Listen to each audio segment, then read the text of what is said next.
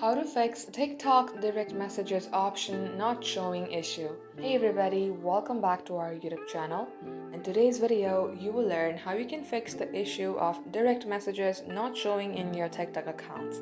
So without any further delay, let us jump right into the process. First of all, make sure that you are using the latest version of TikTok.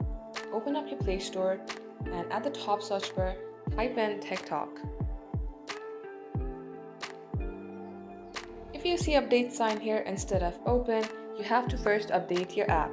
Once you do so, head over to the settings application from your device. At this page, scroll below to apps. Here search for TikTok from your top right and go on to storage. Then tap on clear cache. In case if it's still not working for you, download the application that says TikTok Lite. Get logged into your account, and from the inbox section, you will be able to see the arrow icon that says 1. If you tap onto it, it will open up your direct messages. Just like so, this is how you can fix your problem. Thank you for watching the video till the very end. We hope to be back soon with more tutorials like this. In the meantime, stay updated.